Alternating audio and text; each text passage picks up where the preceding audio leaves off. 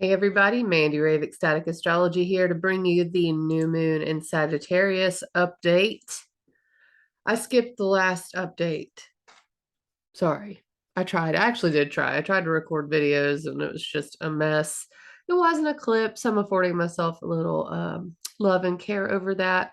Had some recent medical crazy diagnoses that just kind of bowled me over. They biopsied a mole on my back. It was melanoma. They want me to have surgery on my shoulder. It's just insane. So, yeah, I took some time off. I went on a vacation, which is very appropriate for Sagittarius season. It was the end of Scorpio season. It was my birthday. Another reason I afforded myself a little relaxation and self-care. And but I'm back. Hi, happy Sagittarius season, because that's what it is. The sun is now in the sign of Sagittarius, and the moon right on its heels. It is a new moon in Sagittarius. And I always feel like when the sun ingresses a sign, moves into a certain sign, to have a new moon right there at the beginning is a pretty cool thing because it's almost as if we're planting seeds for a new way of interacting with that sign. The very beginning of each sign in the zodiac is kind of like the baby part of that. And don't get me wrong, don't apply that to everything astrological. That doesn't mean if your birthday is today that you're baby Sagittarius. But evolutionarily speaking, the very beginning of Sagittarius is when we begin to enter into the realm of what feels true for us. Sagittarius is truth, it's optimism, it's travel, it is philosophy, and it is the sign of the guru, for instance, and the teacher. And sometimes the eternal student, the higher education type of eternal student. And I don't mean that specifically to be, you know, 6-year, 10-year colleges and doctorate degrees. I mean, an eternal student of anything. So that is what Sagittarius is, and we're planting seeds there and kind of like approaching it from a different way. Now, Sagittarius is ruled by Jupiter. Jupiter is the largest planet in the solar system, and it actually rules expansion. It's very similar to Sagittarian themes. I mean, it is philosophy, our truth. Jupiter is abundance and sometimes excess. That would be a Jupiter thing as well. And so Sagittarians get this kind of wild association, like they are some unhinged, crazy person. I have a stellium in Sagittarius. So yeah, I mean, it's not completely untrue. I definitely have those pack of wild horses moments. If I want to go after it, I'll go after it. That's very Jupiter, very Sagittarius. Okay, so Jupiter is in Pisces. Its other traditional home. There's two homes for Jupiter, Sagittarius and Pisces, both mutable signs. Mutable means changeable. One being a mutable fire sign, Sagittarius, one being a mutable water sign, Pisces. So Jupiter is in its other domain of Pisces, and Pisces is fog and mysticism and magic and spirituality and kind of surrender is a very Piscean thing. Escapism can be confusion. Definitely the confusion and mysticism, that fine line between the two. It's fog. You don't know which it is. Is this a mystic or is this someone who's lost their minds? I don't know. That's Pisces. Jupiter's there. And you can get more information on what's going on in Sagittarius by looking at where Jupiter is. And it just so happens that Jupiter is slowing down. Right now, it's retrograde. It looks like it's going backwards in the sky. And that also means it's really bright in the night sky and it's really pretty. So definitely take a look at it if you can. Jupiter is slowing down to go direct. It's going to start moving forward again. Not that it ever actually went backwards in space, but it looks like it to Earth. So Jupiter going direct at the same time as this new moon. It is separated by an hour, I believe, 1 hour. We have the new moon in Sagittarius ruled by Jupiter, with Jupiter and Pisces going direct. That is the way to sum all of that up. So we can really be exploring what is true for us. And Pisces can be messages from the ether. It is, like I said, the mystic. So also, if you're talking about Christian imagery, the Holy Spirit, I'm steeped in it down here in the South. So that's a really easy association. Messages from some other realm, some other place, some other something. Uh, with Jupiter kind of putting an exclamation point here, and that's what it's doing, because when it slows down, it looks like it's just hanging there in one spot in the sky. And in the zodiac, that degree is the 28th degree of Pisces.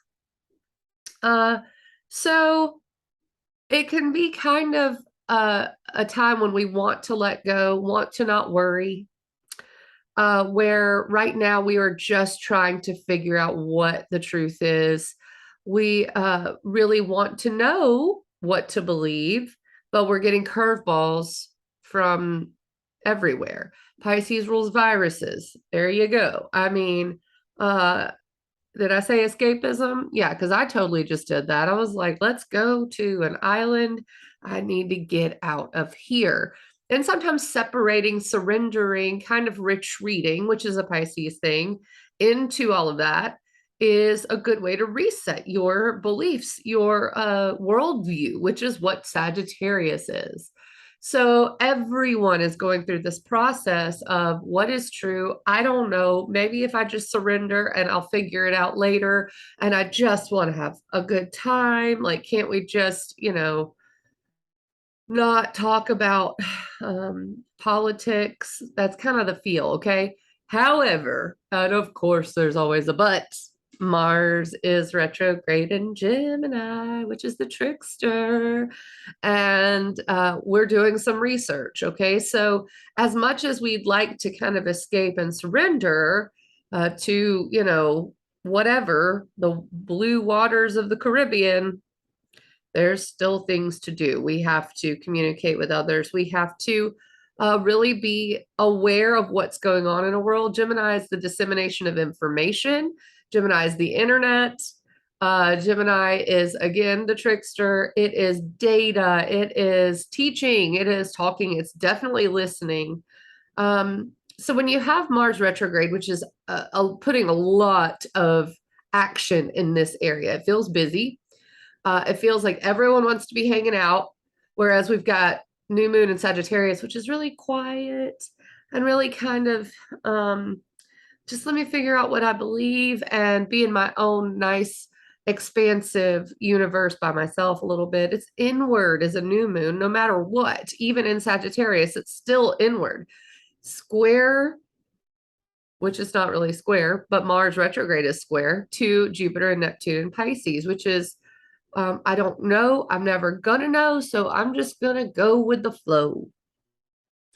It's a really tricky situation. And then in America, tomorrow, Thursday, is Thanksgiving.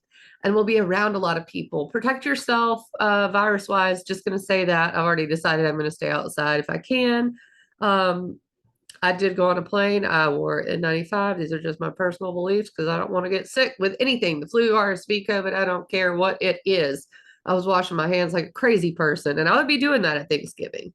I would also try to open your mind. I have a feeling this Thanksgiving there's going to be a lot of discourse, Mars retrograde in Gemini, a lot of sharing of information and beliefs. It's a new moon in Sag. Jupiter is stationing direct. We've got this very big mutable energy, which is sharing and changing. And I don't know, but I'm going to listen and I got to figure out what I think is true. And also, the whole health thing that comes along with it. So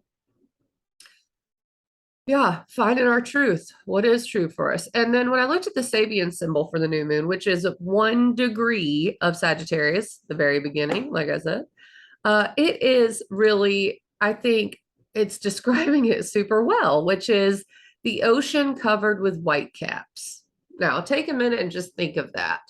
And what an ocean covered with whitecaps draws up in you, feeling wise. For me, and I'm just imagining a deep blue ocean being on a little dinghy somewhere in the middle of it and seeing the whitecaps of the waters, which means wind is swirling. Well, there's your Mars retrograde in Gemini. You got your ocean, which is Pisces. The Sagittarius part is kind of figuring out what to do. It's the fire, it's the mutable fire. So the sun maybe hitting this wind, speeding it up, making it whip up the waves. Yeah. Yeah, it's chaos. But like not in a bad way. It's just there's a lot of that rolling energy going on with this new moon. And it's an inward rolling energy. And I felt it. I mean, there's lots of anger. That's a very Mars retrograde thing. There's lots of anger, lots of shocking things that we didn't expect going on. Mars is also square to Neptune in Pisces. Jupiter and Neptune are right there close to each other. So Mars is at a 90-degree angle to both, which is tension. Then you have the new moon in Sagittarius. And we got a lot to think about. We got a lot to navigate. That's a really good word for it. Now, there is one helpful thing going on right now, and that is Mars is coming into a trine with Saturn as it looks like it's moving backwards in the sky. Mars is at 21 degrees of Gemini at this new moon. Saturn's at 19 degrees of Aquarius. So there's the air that's being whipped up as well. However, that can kind of work into our favor. And this makes me think of being on a boat with a sail, and how do you take advantage of the wind? How do you take advantage of the information of the future, the forward thinking, which is what Saturn in Aquarius is helping. It's also helping people come together, network, feel out who your people are. What is the structure in your life when it comes to society? That is a Saturn in Aquarius theme, I would say. So having Mars retrograde in Gemini is like trying to figure out, like, you're talking to these people. Is this someone I want to include in my network or not? And I'm not talking about tribalism, although Saturn in Aquarius is really, I mean, hell, a new social media platform, Tribal Social, just came out. And then there's the added Elon Musk and Twitter thing going on. Facebook's being weird. And so the internet is a very air thing. Mars retrograde in Gemini, Saturn in Aquarius. And we'll see a lot of action when it comes to the internet, social media. And, I will say during Sagittarius season, Sagittarius can rule law, so can Jupiter. So even legal battles, if you will. Lack of clarity around what is the law, what is that? I don't even know. We have to get it clear. Okay. So again, a white-capped ocean, right? Let me see here. Is there anything else I want to share about this new moon? Venus and Mercury are also in Sagittarius, and Venus is at 9 degrees, Mercury's at 10 degrees. I don't know if they've already conjoined. So right now they're just heading forward into a trine with Chiron, which is very healing. I like that. We got that coming up just after Thanksgiving. Let's see here. Actually, Thanksgiving into Friday, Thursday the 24th, going into Friday the 25th, Venus and Mercury trine Chiron. So this is getting in touch with our inner strength, what we need, who we are, telling people who we are and not being ashamed of it. Chiron in Aries is really healing our right to be here as a human in this world, just as we are. So that's something we'll probably be communicating as well going into the weekend. As we move forward, I would say the more significant day is going to be as Mars trine Saturn Sunday the 27th. We've also got the moon moving into Aquarius, and that's going to trine Mars. It's going to sextile Venus and Mercury. So I would say Sunday is looking pretty good with Mars trine Saturn. If you want to get something done, if you need to network about something, that's going to be a really good Sunday thing to do. It's very kind of heady, intellectual. And then, let's see, Monday the 28th is Moon Saturn Day. Normally that would be kind of heavy, and I'm not saying it won't be. This is Monday the 28th, but this is more like, let's get to business. Let's get to business. The moon's hitting Saturn in Aquarius, which is going to get things done.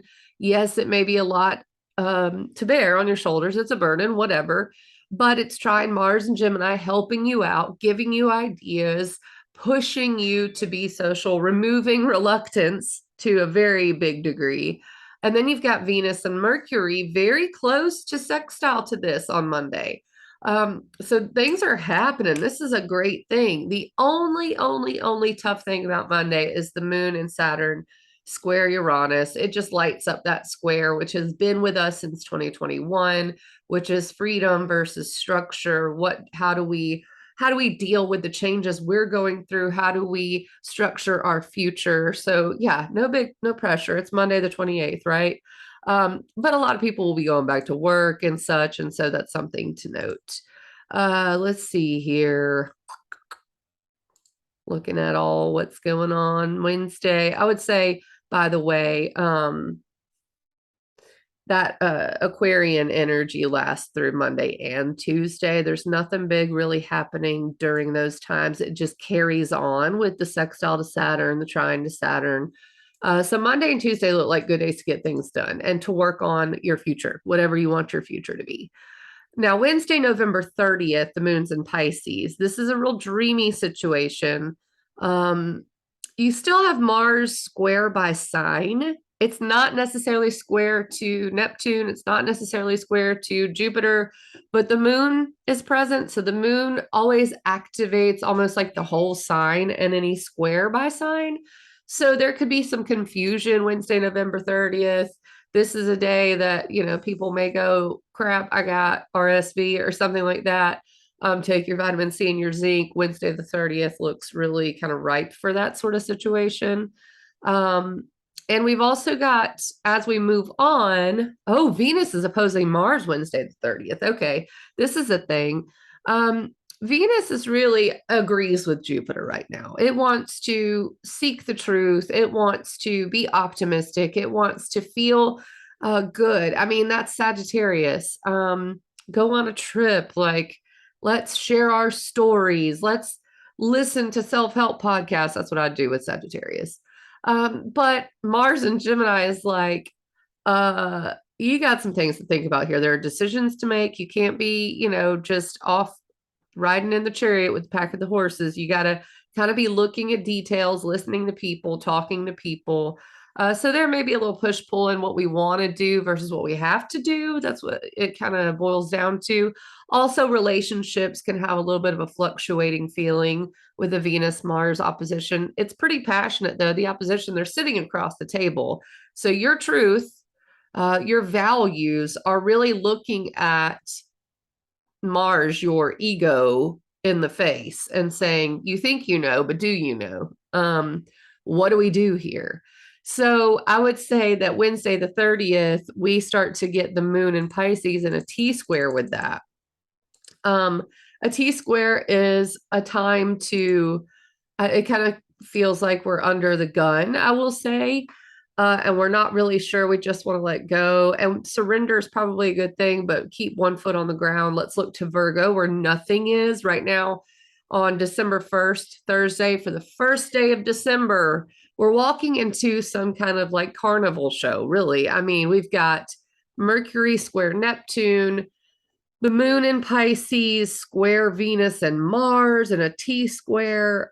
So we need to stay grounded. So look to Virgo for sure in your chart and what you can do to stay grounded there. Figure out the details, make lists. That's a good day, Thursday, December 1st, because you may be throwing a curveball around that time. The other thing is it's a highly creative time, and it may feel like rose-colored glasses. That's another thing we need to say, because Venus is really lending itself to this great optimism in Sagittarius with Mercury there. The moon and Neptune and Pisces are just like, yeah, man, it's totally fine. Mars and Gemini is like, we got things to do. We got things to do. So that's why I say use the Virgo kind of discernment that is not really got a lot going on. Ceres is there, and that's one way we can have self-care is discernment, organization, and things of that nature. Now, Thursday evening, the moon hits Jupiter, which will feel really nice. It's kind of brief. You'll probably start to feel it right when the moon hits Neptune, I'll say, or right after. So Yeah, the magic exists this day. It's just such a strange kind of juggling act, I think. Overnight, the moon moves into Aries. That's going to be much different. Then we'll want to take action. Okay, so this is really the moon in Mars territory. Mars has got a lot going on right now, researching, talking, making decisions, feeling a little busy, maybe a little overextended. That's a very Mars and Gemini thing. But the moon in Aries is like, hey, I'm feeling into this, so we're going to work on it. Oh, Friday. Let's see. The moon hits Chiron, very healing, but it may feel a little wounding. I mean, Moon Chiron can feel a little sensitive. That's around the evening, Friday, December 2nd. But overall, you got the moon trining the sun. The moon will come into a sextile with both Saturn and Mars on Saturday, December 3rd. That's really good. I think we may make some progress on something Saturday, December 3rd. I don't know exactly what, but this has got a lot of get up and go to it, especially with the moon trining Venus. Then the moon will trine Mercury, it's sextiling Saturn. All these are really good things. Venus is square to Neptune on Saturday, December 3rd. So that is definitely rose-colored glasses situations. Again, keep one foot on the ground, but I think we got it with the moon sextile Saturn, so that's pretty nice. Just make sure you're not being too unrealistic, too rose-colored glasses on that day. It's a day where you might like spend too much money on Christmas gifts, so watch that December 3rd, I will say. Sunday, December 4th, the moon in Taurus. This is at first kind of like a nothing burger. Not that it is not doing anything, it's just not making any aspects. So it may feel like a day we want to be comfy. Sunday, December 4th, just wanting to, be in our luxurious spaces and feeling good. But then Monday, December 5th rolls around, the moon hits Uranus, which is freedom. Don't forget your values have changed. Don't forget that your self-worth is, we're raising the bar on that. So Monday could push us to change some things, to get some things done. It may feel a little restless Monday, December 5th, which holidays always do anyway. But then the moon squares Saturn, which is kind of heavy. It's like there's still work to do somewhere, even when we just want to be set free. So Monday, December 5th, kind of high on the energy bar level with the restlessness, with the maybe feeling held back to a certain extent. And Mercury is squared Jupiter coming into it on Monday, December 5th. And it really squares Jupiter on Tuesday, as they're both at the end of each respective sign. Mercury's at 29 Sag, Jupiter's at 29 Pisces. Again, what do I believe? I don't know. Let me go into my meditation. Let me consult with my tarot cards. Let me go to church. Let me figure this out. It's deeply philosophical, deeply soul searching on Tuesday, December 6th. A little bit wanting to let go still. Synchronicities are a good thing to watch for. The moon will be sextiling Jupiter on Tuesday, so that's a good thing. But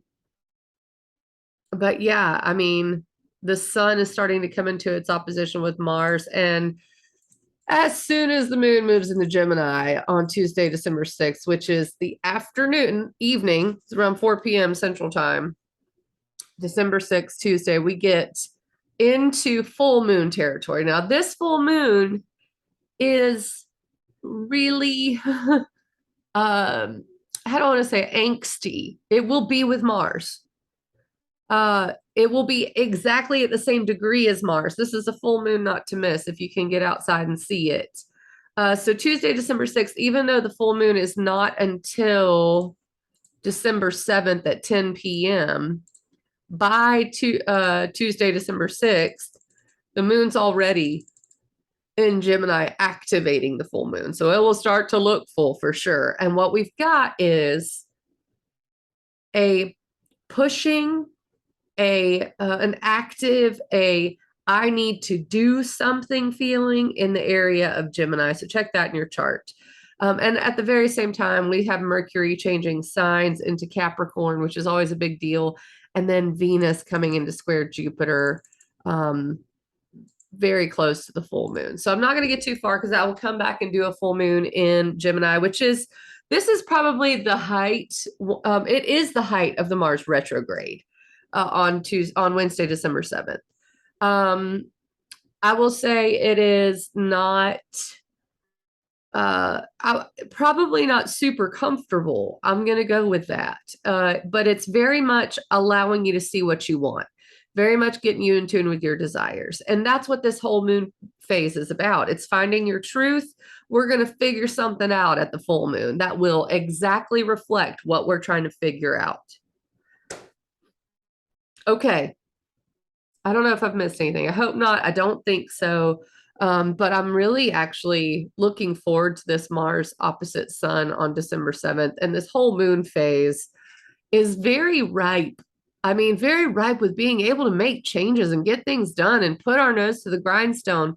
But there's also curveballs from all these mutable T squares that can kind of feel tiring, kind of zap our energy. And in fact, Mars retrograde in Gemini is very energetically draining. It's, like your nerves, your anxiety. Yeah, just take care of yourself and relax if you can. Get those relaxing moments in. It's like when the moon's in Taurus, just before that full moon, probably a great day to do that. And I think that's Sunday, December 4th. That's going to be a good day to relax. And then probably moon in Pisces, although it may feel a little strange. Yeah.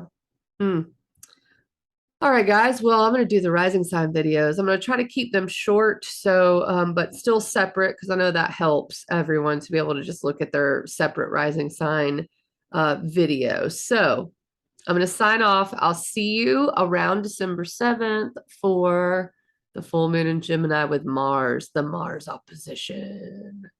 All right, guys. Have a good one. Happy new moon in Sag.